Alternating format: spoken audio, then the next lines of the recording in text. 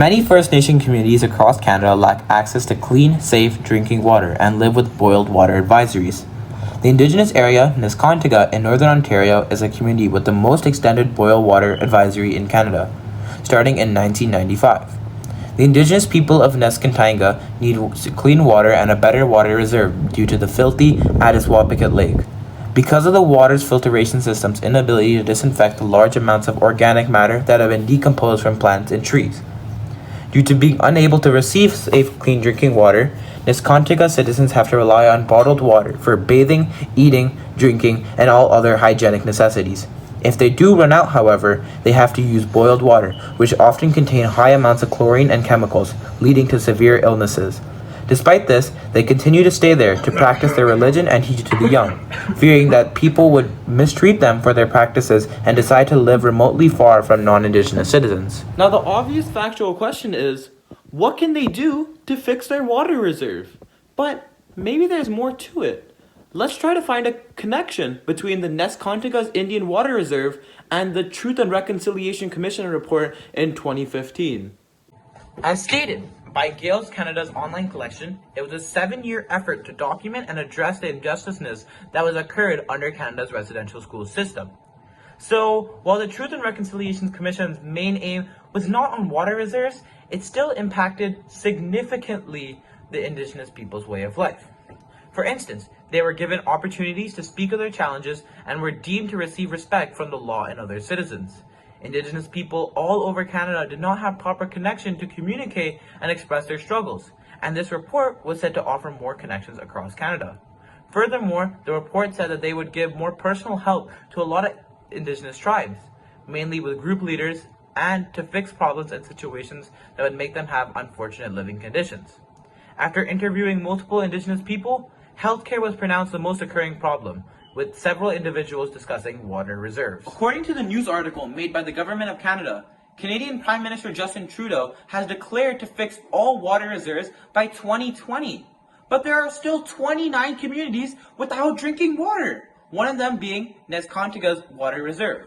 I recognize that there are a lot of commission declarations that have been resolved, and they continue to work hard to complete the job.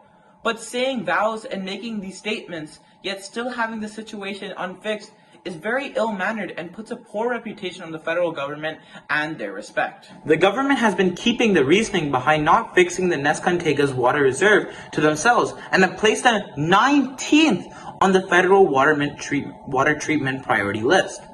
The recent drinking advisories altogether would cost $400 million, so we can only assume that the main problem that the government is facing is the cost. And it's not an upside that Neskantaga is so low on the list. Chief of Neskantaga, Peter Moanis, explained that the multiple mining companies near the Addiswapikat Lake cause extreme acid mine drainage, killing aquatic life, lowering water quality, and creating more waterborne diseases. Using this information, the main question lies ahead. Based on the Truth and Reconciliation Commission report, how might the federal government use their resources to create safe drinking water for residents in Neskantaga Indian Reserve? For starters, the Neskantaga Indian Reserve needs more money. Therefore, it needs to ask for more funds. Fixing a water reserve will cost lots of money, with the total cost being approximately $14 million, which is money that the Neskantaga citizens do not have. Funding will allow them to be closer to their end goal and or be able to refurnish their unsafe living conditions. The state at which the community is in is inhumane, disease-ridden, and leaves those there in a state of impoverished sombre. However, if Canadian citizens recognize the pain they deal with, the donations and funding would upsurge significantly. In addition, hiring strong workers to stay at Neskantaga and manage the station will have a big impact on its reserve. While it may be extremely expensive to fully restore the whole water reserve, making minor fixes so that they can supply cleaner water is extremely beneficial. The Indigenous people would much rather have the water from the water reserve rather than boiling the water just to still sometimes receive waterborne diseases. Both the recommendations said before are part of the Truth and Reconciliation Commission. For instance, the Commission states that citizens around Canada should respect the Indigenous people more. A form of respect would be giving the indigenous people funding. And in relationship to skilled workers, this type of help would be more personal, as skilled workers that work as a resource for the government are flying there on the government's decision to give help. Moreover, for looking upon long-term success, skilled workers need to train local members to maintain the station and fix the problems. The skilled workers are not going to be able to stay in Neskantaga area forever. Therefore, it would be more ideal to train others because the government doesn't have to continue sending more workers and the citizens can achieve cleaner water by themselves. Referring back to the Truth and Reconciliation Commission, this can be done as an act of kindness and respect. Two key points of the commission. They should also continue to do test levels to make sure of any problems in the water. The testing method is great because it explains a step-by-step process and the cautions to avoid that someone may need to understand before working on the machine. Doing tests and recording observations along the way is crucial for success in these long projects, and it is shown because multiple fixed water reserves in other parts of Canada have used this method to achieve success.